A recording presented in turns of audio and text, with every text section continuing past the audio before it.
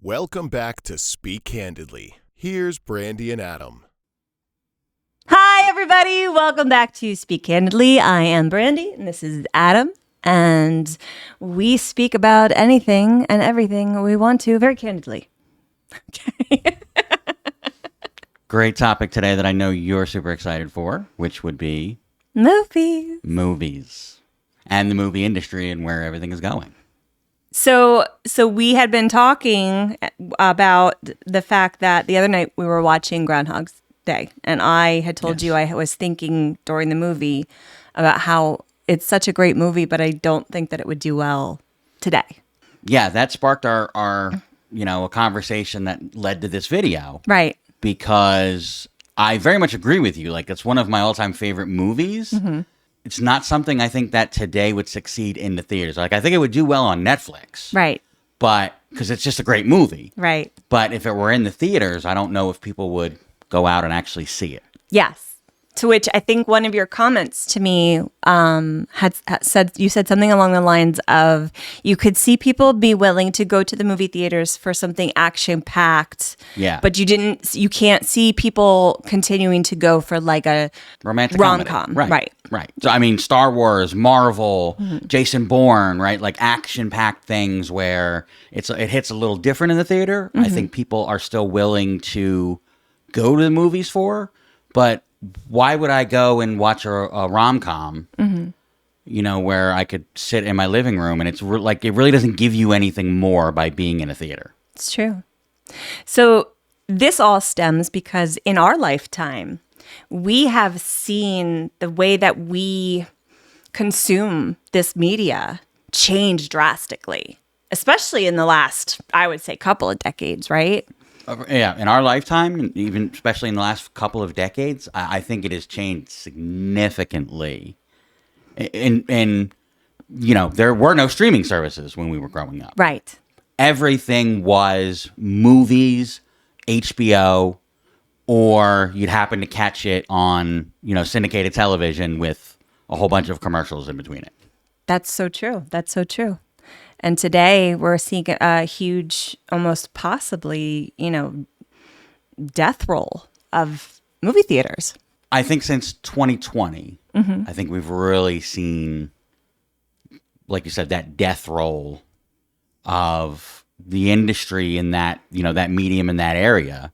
I think we'll get into that a little bit later. Well, do you think that there's any way that it can be saved? I absolutely do. And I think they're actually taking steps towards that. And you have any good examples? Yeah, I mean, I think Netflix, honestly, is at the forefront in trying new things, and I think they found a few things that have clicked.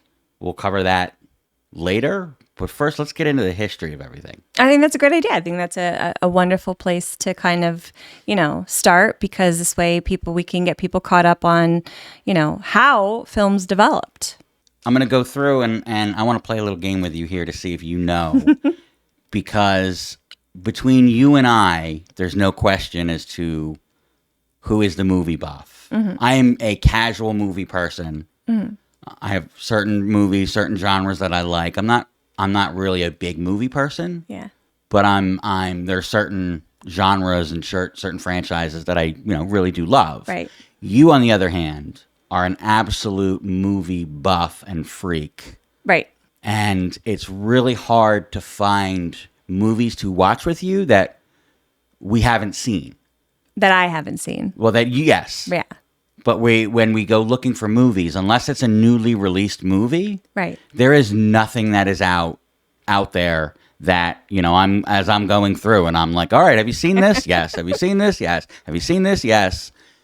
It's really, really rare that we actually come across a movie, an older movie, that you haven't seen. That's so true. So now you want to know how much I know of movies. Well, so yes, I want to see what your actual knowledge of the historical. Let's start with what was the first motion picture? It was the moving horse. The Horse in Motion, The Horse in Motion. 1878. Yes, very good, very good. What was the first commercial screening of a movie? And I'll give you a hint. It was in 1895 in a cafe in Paris. That it was screened? first commercial Screened. screen. The factory workers leaving the factory for the Lumiere factory. Lumiere, yeah. Workers leaving the factory. Yes. So that's kind of where it started from. And then I think from... So the motion horse Right. is interesting because this wasn't someone trying to develop film, right?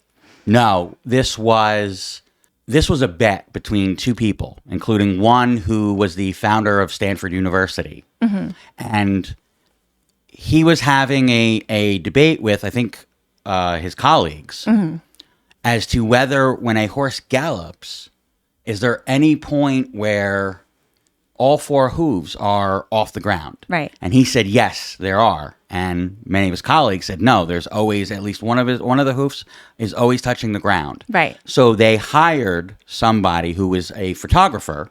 His last name was Murray Bridge. Yes. Edward Murray Bridge. So they hired him to kind of do this, to take the pictures and put them. And that is what is now considered The very first moving picture. very first moving picture. Which inspired Edison and his team, right? Mm-hmm. So we started getting more moving picture things, right? Right. And then in France, Lumiere, yeah. yes, the Lumiere brothers. And then it probably opens up into storytelling, correct? Yes. So the silent era, which we generally look at, the trip to the moon. Trip to the Moon is probably one of my favorites. We recently actually had the twins and one of their friends watch it with us. Yes. It's a short film, Yeah. no sound. Nope. But it is a cute story about these little guys who want to go to the moon, and they build a craft. I mean, considering that it was done in 1902, Yes. I think it's insanely impressive what they pulled off. And it started to kind of create the path for editing and effects because they hand painted Yes. some of the stills Yeah. for that film. Yeah. So that was one of the big ones there in the silent era. Another, the Great Train Robbery, Nosferatu. Nosferatu, yes. But yeah, this is when it shifted from what they called actualities to stories. Actualities being like What people actually are doing every day. what people were doing, Right. like walking around in a garden or leaving a factory. So the interesting part about this is a lot of the people that were involved in the early aspects of this were scientists, creators, high thinking. There wasn't anyone until I believe it was not Murray Bridge. It was George. And I'm probably butchering this when I say it, Méliès. It's French as well. He is the one who did the trip to the moon, and he was a French actor and illusionist, and he actually was responsible for introducing stories. Okay. And it became a way to tell stories now instead of just documenting what we do as people. The science has now been taken over by the arts and the creativity. Now what can we do with it, right? Right. Pretty interesting what happens in the next couple of decades. Oh yeah, how it yes. We also had in the silent era the rise of Hollywood itself, Right. as well as of feature films. Yes. That era kind of ended in 1927 when the first movie with synchronized sound which was The Jazz Singer. The Jazz Singer. Yes. And that's considered the golden age of Hollywood. The beginning. Towards the beginning. Well, that's considered kind of the beginning of the golden age, which lasted pretty much until World War II. Okay. And I mean, like some of the all-time greats, Gone with the Wind, Wizard of Oz, Casablanca, Citizen Kane, like all of those that are considered the ultimate classics in movie history are all in this time period. And this was when there was genre development. Okay. And studios started to rise up. I think there was 8 major studios. Hollywood stars, right, movie stars became a thing. Right. Which I found interesting because it wasn't silent film stars that just became stars of, pictures with sound. Right. they were very expressive in their bodies and their faces, which worked for silent medium. Right. But then all of a sudden there was sound. They basically got, I don't want to say blacklisted, but they didn't have jobs because now it was a whole new different type of actor Right. that came in. And I just kind of found that interesting that it wasn't like they didn't transition from the silent age. Where we sit and looking back on the history of it, it just seems like a natural progression. Whereas at that time period, it to them seemed like two totally different things. Yes. Yeah. Yeah. It was also Technicolor. Yes. So, and we generally consider Wizard of Oz to be the first major motion picture using it. Yeah. Yeah, there were other movies who were color, but that's kind of considered the breakout. Right. I love how they did that. You know, I think that was to kind of introduce it to everybody. And you're like, let's do one where it starts in black and white and then boom. I think that has a lot to do with why it to this day still holds up for kids and for people in general, is because you do start in this very black and white.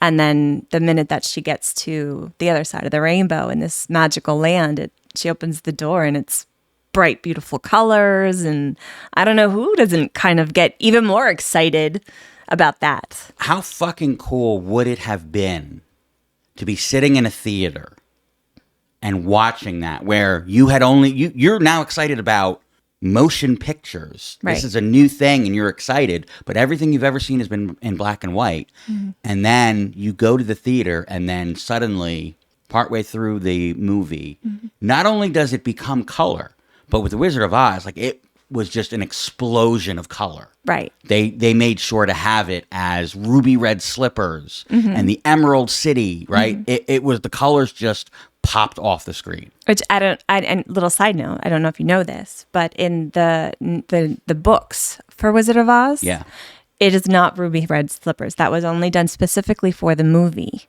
The slippers are actually silver. Silver, right? Yes. Okay. I did know that. Yeah. I did know. See, I know a little bit. Yeah. Occasionally I come up with an interesting factoid. So then we go into after World War II, the post-war era. Mm-hmm. And movies like It's a Wonderful Life, Singing in the Rain. But this was really considered the decline of the studios. Okay. And for two major reasons. One was a lawsuit against the United States versus Paramount, which then rolled into the Paramount Decree. Okay. And was basically an anti-monopoly ruling to, take power away. The studios were consolidating power as far as distribution and everything else. And the United States Justice Department decided this is a little too much power. This is monopolistic. We need to break this up. So part of it was that. But then the other part was that people now started having televisions in their home. Right. And so now the choice of, do I want to go out to a movie theater or do I want to sit in my living room with my family? You now had that choice. Well, in the beginning, it was TV shows, not necessarily movies, though. Right. But the whole point was kind of entertainment. True. Very true.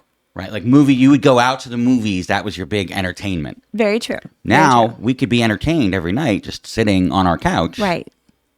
And you don't have to go out. You don't have to spend extra money. Very true. You bought the TV. Everything comes. The signal comes. You get it all for free. So how did that affect the movie industry? Well, it was a significant decline in sales. Okay. And, you pair that with post-World War II.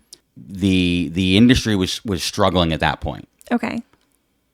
And I don't know exactly how that, played out with everything. So in my knowledge, but you have to understand that when the decline started to happen after the post-war era, when that decline was happening, right. It was a culmination of a couple different things, and you hit two big ones. Right. But you're forgetting about McCarthyism and the Red Scare and the lists, especially in Hollywood. Okay. Which really kind of put a chokehold on actors, directors, content creation. Right. It really, really kind of hindered, and it's so strange to to know that we are kind of seeing that happening now. It's very parallel to like some of the things that are Wait a happening in the minute. industry. Propaganda in movies. Well, come on. I Who mean, would believe that? So propaganda in films started during World War I, and the country that used it the most was us. It usually is. Yep. Usually is. Yep. And that's where we started using the propaganda films. There's a lot of directors from like the 1930s and 40s that were big name directors that were big with propaganda. Yeah. No, So, I'm not surprised. Yeah. So in that era, there's also the emergence of independent filmmakers as well as international filmmakers. So you do have through history, like, I know in what you found, like I'm sure what you're talking about is the emergence of like the Scandinavian like film industry got really popular post World War II. But prior to that, the German film industry and the Russian film industry were very influential on a lot of editing and special effects, especially the Soviet Russian during the 1920s. Like a lot of what they were doing with film and film content and creation was, coming up with things that they started using, in Hollywood then. I actually took a Russian films course, so here it is. Sometimes it comes back and 25 years later, finally paid off. paid off. So after the post-war era, in the 60s, started the new Hollywood and blockbuster era, which I like to call Hollywood Strikes Back. You're talking, early on, The Godfather, Psycho, Right. 2001: Space Odyssey. And there you had like director-driven films, Scorsese, Right. Stanley Kubrick. Those became really big. Now, again, you're talking about, titans, but Yeah. it also had to do with what they were doing with the films. Like think about, Hitchcock, for instance. Yeah. And some of the special effects that he was using and doing in his films, nobody was doing. He used real birds in the birds, Right. He used different television like screenshots Right. in the one where it's about the guy he's like basically like watching his neighbors. He's like laid up because he broke his leg. I can't remember the name of that one. But there was a lot of how the filmography of it all, the cinematography and the way that they were actually like, filming it changed dramatically, which helped a lot. Again, you probably even found this in your research. The effects department blew up in that time because they really took a hold of, like what was going on in movies and just ran with it. Well, it also feels like Hollywood kind of let a little bit of control up, where usually it was studio executives making decisions, and now what they're doing is kind of more trusting the different directors who were basically like artists. Creative control. And they were like, okay, well, we don't necessarily like the story that you're trying to tell isn't something we would greenlight. Right. But we trust you, and we believe that you're able to make a good film that people are going to want to see, Right. because you're Stanley Kubrick, because you're, right? Well, they weren't the Stanley Kubrick and the Martin Scorsese, that we know now. These guys were just starting at that time. They weren't big titans in the industry yet. Well, like that's what launched Hitchcock them. was. That's what launched them into it. It launched them into it because of the approach that they were taking, the stories that they wanted to tell, the creativity that they were bringing. I mean, if you think about like Frank Zappa and what he was able to do with the puppetry on Star Wars, like it's iconic. Frank Oz? Frank Oz, yes. No, it was Zappa. Was it Oz? Oz. Yes, it was Frank Oz. Frank Oz. Yeah, Zappa worked with Jim Henson. Okay. So that was also the rise of the sci-fi era. Right. And where we started seeing franchises and sequels. So some of the later movies there were Jaws, Star Wars, Alien, Apocalypse Now. Those were kind of the late 70s. And that was where, in the 70s is where we started coming up with the blockbuster movie. Right. That The one. production was production over and- the top. And where it didn't start on a limited number of screens and then work its way up. Like, it would be launched to hundreds of screens across the country. Right. We're seeing at this point a lot more movie theaters are becoming a lot more popular because of the way that they're offering like air conditioning and better sound systems and bigger screens or better screens than the drive-ins. Things are starting to change. Drive-ins were big. Movie theaters were just as big, but like things are starting to change at that time, right? Yeah. So you're starting to see like what's working and what's not working, and this is like the sweet spot for Hollywood, especially like the blockbusters that they were making. This is where millions and millions of dollars started to really come in. And once they started seeing dollar signs, that was it. Oh yeah. But then there was a huge change when Netflix kind of got into streaming, because they kind of started something that revolutionized the entire industry. Because then we go into the 90s and 2000s and 2010s, which was full of CGI and streaming. I know Netflix started as a DVD service. Yes. In 97. Well, they established in 97. They didn't start the mail out DVDs until 98. Okay.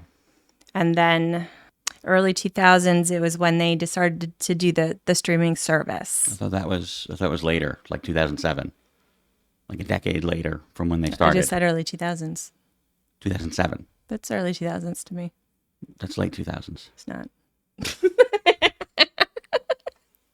Anywho, so 2007, they started the streaming service. Right. And like I right away dropped cable and went to streaming almost as soon as it was available.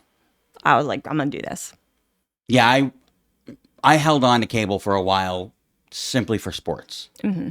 That was the only reason. To this day, right, we have YouTube TV. Right. The only reason why we still have YouTube TV is for live sports. Right. Otherwise, I'd have no need for it, because everything else we can get on Netflix, we can get on HBO Max, we can get on, right? All the streaming services. All the streaming services. Mm-hmm. And it's cheaper than what cable was costing at the time. Oh, absolutely. Right, because cable company, like, they had monopolies. Yep. And they could basically charge you what they wanted. And they were. They were. They were premium prices, So, especially when they first came out, I remember people were like, they had like $100 and something cable bill. Mm-hmm. And now all of a sudden Netflix was like $10 a month. And they were like, hell yeah. Yeah. Unlimited streaming service. Right. Yeah. I was like, hell yeah. Yeah. That was where I started. Then Netflix, they've been ahead of the curve on this so well that they are leading the changes now in the industry. But I think that they had a huge help from COVID. And you 100% blame COVID for the mass decline in movie theaters that we are seeing.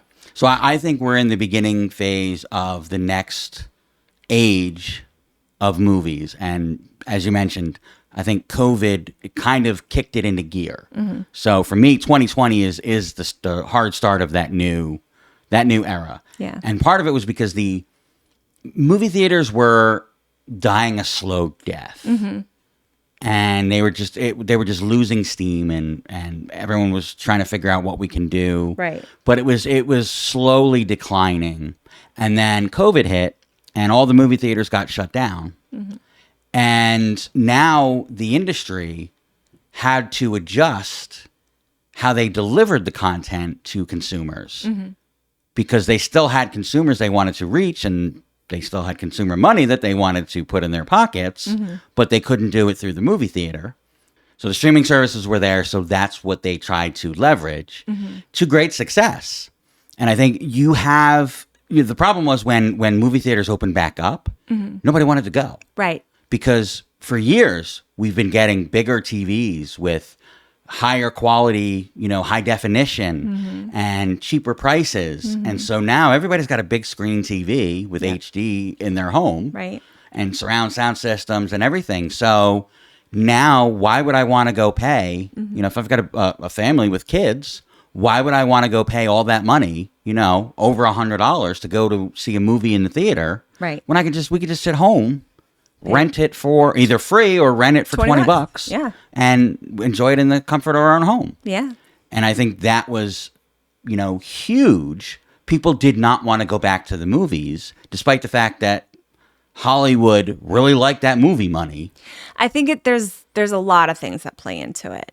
I think that the decline started because of mass shootings. I'm really sorry, but I think that had a lot that made movie theaters feel unsafe, especially with some of the big ones, like the Colorado one. To think that you could just be sitting in a movie theater and someone will just come in and for no reason just murder everyone. Mm-hmm. I think pricing, not just on the tickets for the movie themselves, but on the concessions, because that's where a lot of movie houses had to make up the money that they were losing, because it's not a profitable industry to be a movie theater. Right. And then, like you said, so like there's a lot of amenities that we were getting in our homes with our TVs, bigger, better quality, surround sound now, We even have the ability at this point where you can do mood lighting that plays along with your TV if you are, really tech savvy about it. So I think that, like you're starting to see a big change in how people are wanting to absorb that medium, right? Yeah. I also think that a lot of the younger generations, they don't have that capacity to sit in a movie theater for 3 hours to watch a movie. They're not there. That's like us, like our generation. Yeah, our parents could do it, but these kids, they're go, go, go, go, go. They want, I think with a lot of things, you get conditioned that this is something you do or this is the way that you do it. Mm-hmm. And so that is just kind of programmed in you. Right. Then you have the younger generations who it wasn't programmed into, and they look at it and they go, this is a pretty fucking stupid idea. Right. We're not going to do this. Right. And that's how things change. Yes. And I think that's what happened here. I think so too. I think there's different components to it. It's never ever just one, and that's with everything. It's never just one answer, never one issue that caused anything.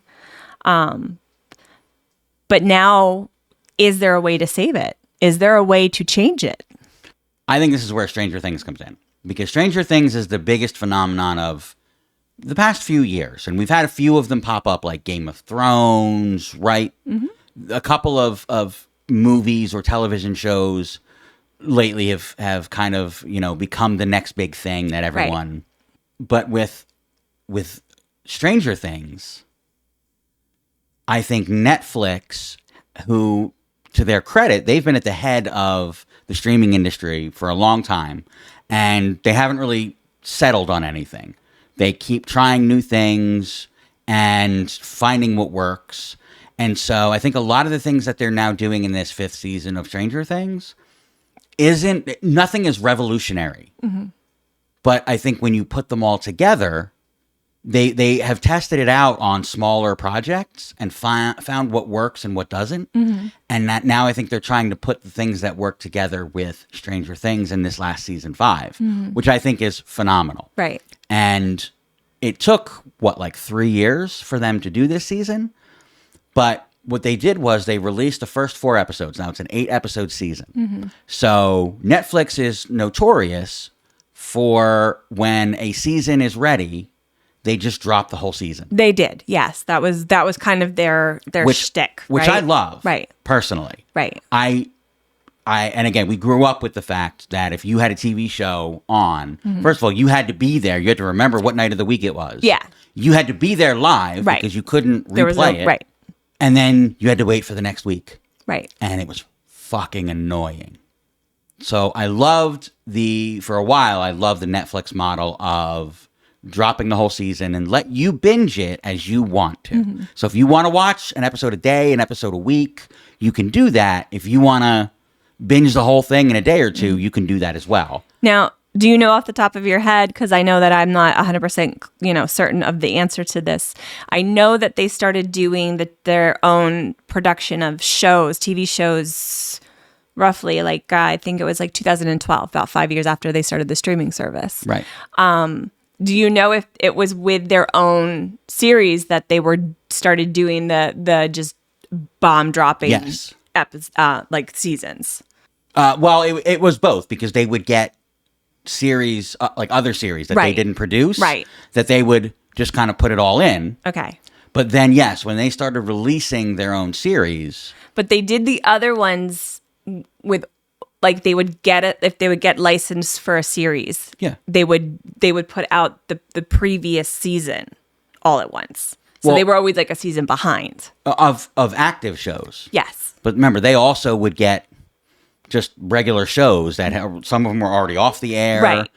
And they would just kind of be like, here you go. Here's everything. Right. Yeah. Oh, there's 15 seasons of this show. It is now all available for you to watch. Right. Great.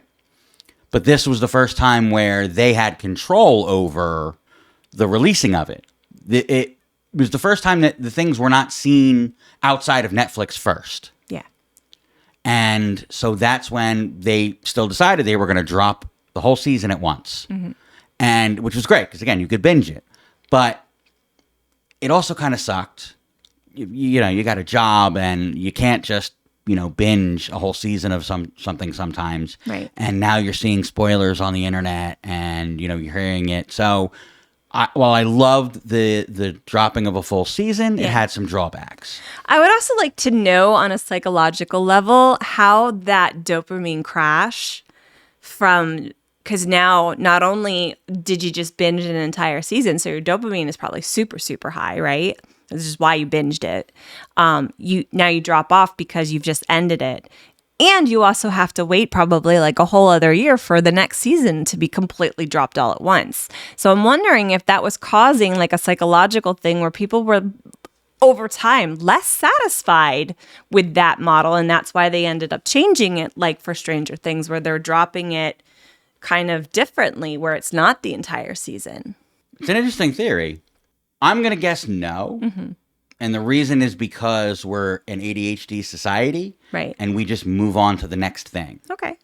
And then when that one is ready to come back around, like when season 4 of Stranger Things ended, like we've been watching it since the beginning, right? Since the first season. Yeah. When season 4 ended, and then we finally found there was going to be a 5th season and it was green-lighted, it was like, all right, cool. But then we turned to like other movies and series and everything else until, oh yeah, guess what? It's coming out in 6 months. It's coming out in 3 months. Right. Where we jumped kind of back on the train. Right. And I know it's been a while, but at least personally, I wasn't sitting there waiting for it the whole time going, where is it? Because we had other things that we were, paying attention to. And I think we've gotten used to this again, going back to the way that they kind of conditioned us with, having to wait. Yeah. Because that wasn't the first series. I want to say, like there have been other series where you had to wait like a year or 2 years for the next season. Right. I know British television production has been doing this, a lot longer.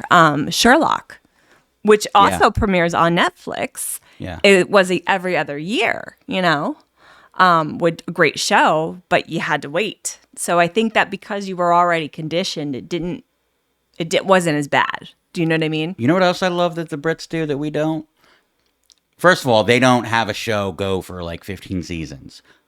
They all get bored of it in a couple of seasons and then they move on. Right. It's not a drive for money. Well, this is profitable, so we need to extend it another 5 years. Mm-hmm. They basically say, you know what, the show's run its course, let's kind of end it. Mm-hmm. But they will also just, an actor will just drop out of something and then they'll just pick up another actor. Sometimes.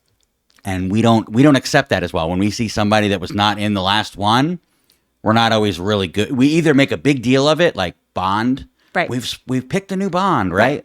Or we don't respond well to it. Right. Right? Like Aunt Viv from Fresh Prince. Right. When that was a controversy back in the day. Absolutely. When they just swapped out the actors. Yeah. In like season 2, I think it was. Yeah. And they were and they just pretended like it was the same thing. Right. And people just went ape shit. Yeah. Over that. British television, they don't really do that. They just kind of roll with it. Right. Oh, this is the new actor that's playing. I think it culturally is different, depending on what country you are. Well, they're not as money driven as nobody is as money driven as we are. So exactly, that's part of the problem. But if not our biggest problem. But getting back to Stranger Things, they've decided now they broke it up into like 3 waves. Mm-hmm. So the first 4 episodes dropped already. Right. Phenomenal, by the way. Right. I this so far, this has been the best season yet. I love Noah, his character arc, going from, Don't spoil anything. like being so fragile to where he is now, and that was awesome. I think they've done a great job. You know what my favorite part of Stranger Things is, and I don't really want to get on sidetrack here, but my favorite thing is they create like the most unlikable characters, and then they end up turning them into your favorite characters. I got one even better for Stranger Things, character-wise. Steve. Steve was supposed to be a one-off. Well, he was one of the examples. Yeah, like he was supposed to be gone by like the second like season, I think. Yeah, he was a throwaway character. Yeah. That And they wanted everyone to we hate. just loved him so much. Yeah, they wrote him that everyone was supposed to hate him, and everyone at first he was an asshole, and right, but he played the character so well that everybody, and they were like, all right, well, we gotta redeem him, and he's got to become a good guy. I'll tell you what, kudos to every single one of the kids on that show. They've got some heavy talent there, all of them. You know? Absolutely, they've done a great job. They've done a really great job have. with everything, with casting, Yeah. with special effects, Yeah. with their storylines. It's very true. It's very true. And I like, again, we're in season 5 now. It was with a bunch of kids who are now adults, so they're going to want to go out and do other things. Of course. But, this is it. They're like, all right, we've got enough story here. We can maybe wring out one more season, Right. and they're going out with a bang. It's awesome so far. Yeah. But they dropped the first 4 episodes. Now on Christmas, they're going to drop 5, 6, and 7. Right. So we get to mini binge that. And then New Year's Eve, they're going to drop the finale, which brings us to the next piece of it. The finale is also going to be available in movie theaters, Right. which I think is fucking incredible. Yes. I think choosing your own experience as to how you wish to enjoy it, I think is very key.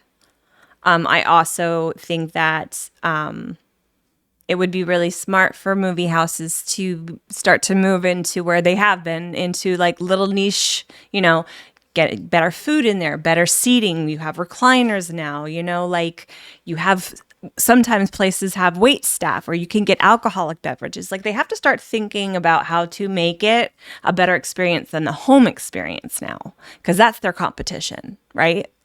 Yeah, and I think I'm the example of what they're trying to reach, because there are certain people who they will go to the movie theaters regardless. They'll pay Right. whatever it is. Right. And they just love that experience. Right. They've got them already.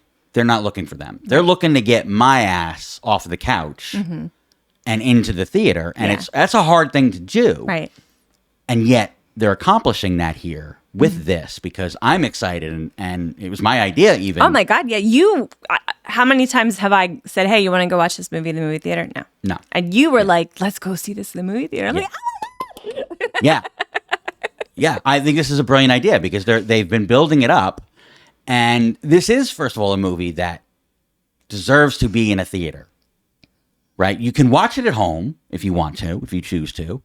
But I think having the ability to kind of get that finale in a movie theater is awesome. And I want to do it. yeah. So, but back to your point, the theaters themselves, yes, they've now got, more comfortable reclining leather seats instead of the hard ass, movie seats. It's no longer just popcorn and, Right. Overpriced popcorn and candy. Right. And soda. Right. Now it's actual like bar food, Yes. which I think is awesome. Yeah. So a legitimate date night type of thing. Well, I mean, for God's sakes, like if you're going to make a movie 3 hours long, Right. like you probably should have better food than just stale popcorn, Well, and that's, in the past, if you were going to go, let's say, make it a date night, you probably would have had to go out to eat either before or after to actually get food that's, Yeah. good for a date, Right. and then go to the movie theater. Oh, yeah, absolutely. Now you're getting both. Yeah. You can go and you can eat In one spot. in one spot and see a movie. Right. I think that's a win. It hasn't, we've tried it. I've enjoyed it. It hasn't drawn me quite back to the theater yet, but it's a good step toward it. Okay. And I think starting to pick things out instead of planning them out in the theaters, from the get-go, finding some things like the finale of Stranger Things and saying, let's put this in the theater, that's going to draw me to the theater. Right. Okay. It'll be very interesting to see where they go with all of it.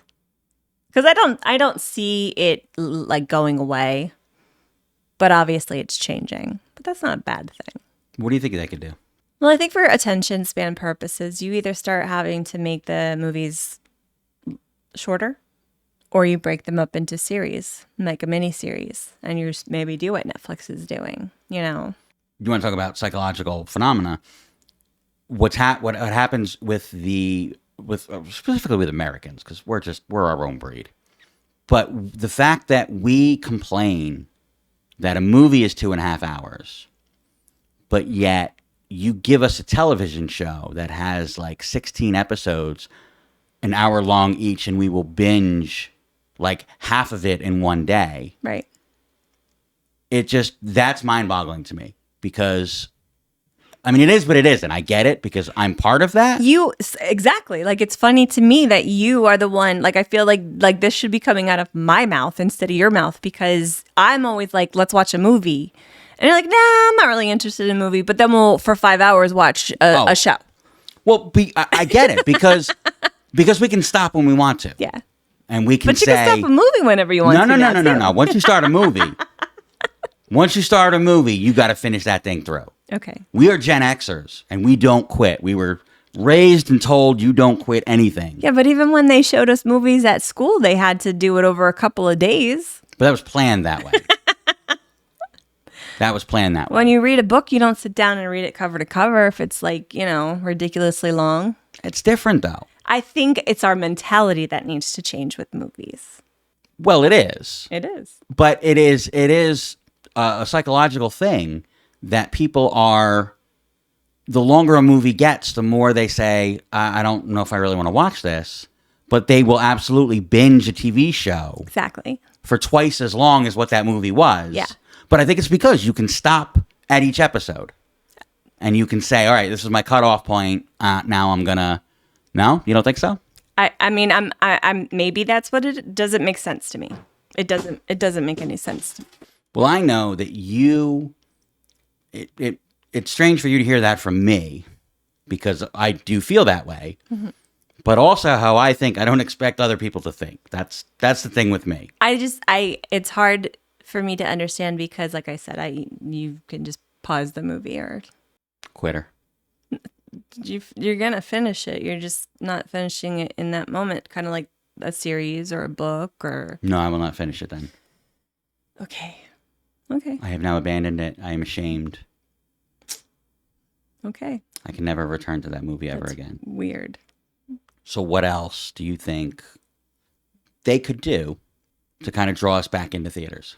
I know that they've toyed with the idea of, I've told you about like 4D movie theaters, where you actually have things going on around you that kind of like pull you in even more, right? Those are called amusement park rides.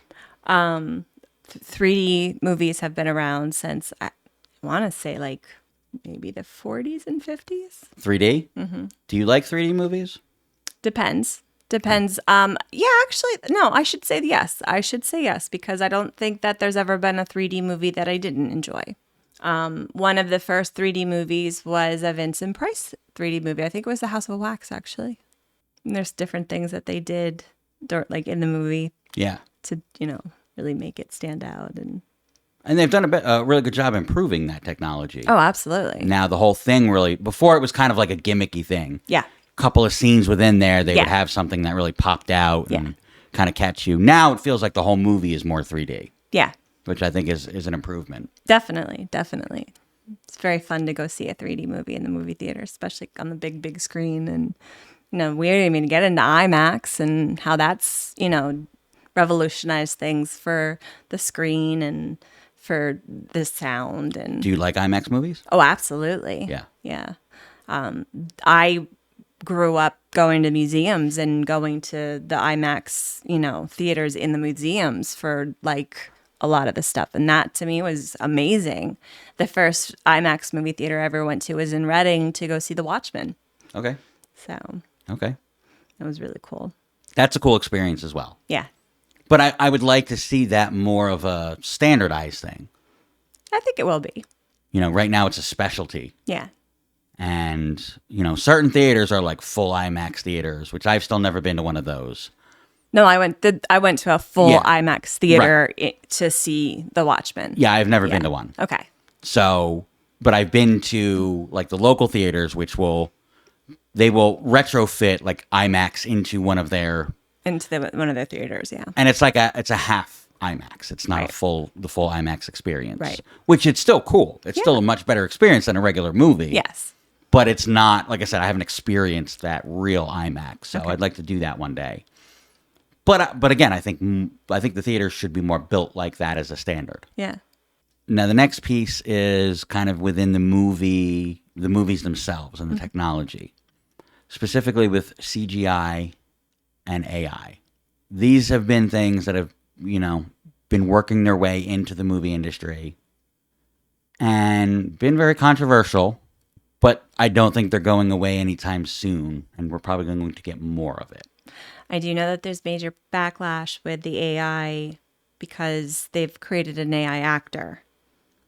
Okay. And so now you're potentially threatening people's jobs because you don't have to pay AI. You don't have to have them sign contracts. You don't have to make sure that they only work so many hours a day. Like there's so many. You don't have to feed them. You don't have to put them up in hotels or, like there's no accommodations that you need to make for them. Like there's so much about that Right. that would make it so much cheaper for them to make movies. So But what direction do you think they'll go with that? Are they going to try to make AI celebrities that act? Or are they going to try to generate AI actors for specific movies? So the AI actor that they created was just wasn't anybody that we already know as famous. That doesn't mean that they haven't already gone to other famous actors to use their likeness with their voice. That's not what I'm asking. Oh. If you're creating an AI actor, am I going to create one that I'm saying, all right, we're going to have this movie and I need this role filled? I am creating an actor that looks or feels like what should be in this role, and it's a throwaway. Or are they going to create the face and likeness and voice create it from scratch? So they actually create like an AI celebrity that then that celebrity is going to be in this movie, going to be in that movie. They most likely will dabble with everything on this to see what works, what doesn't work.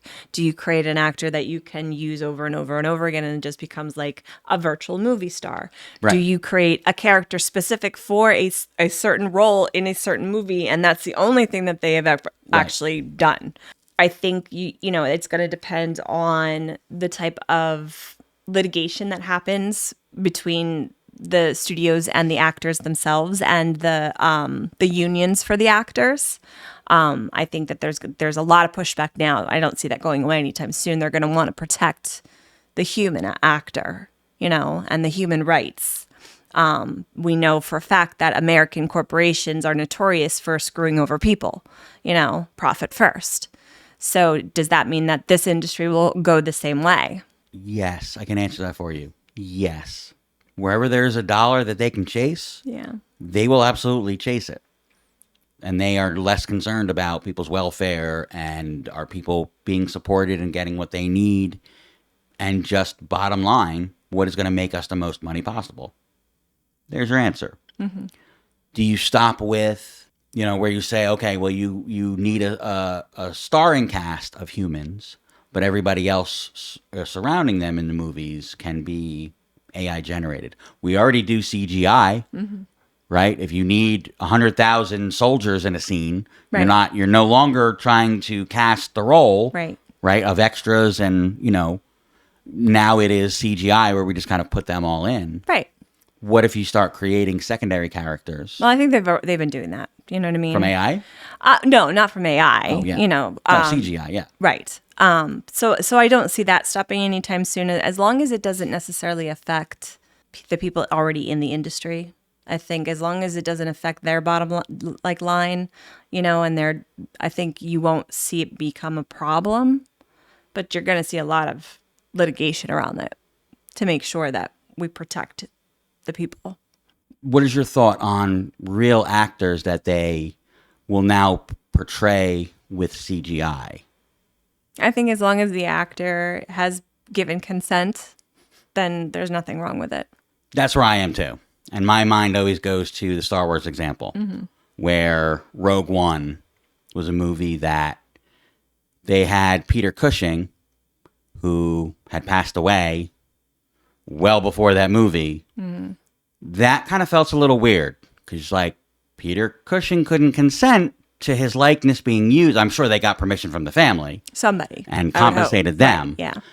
But it's still a little weird to me that you can just resurrect, a character, a person who is no longer with us and use them without their permission. Right. That kind of feels a little grayish. Right.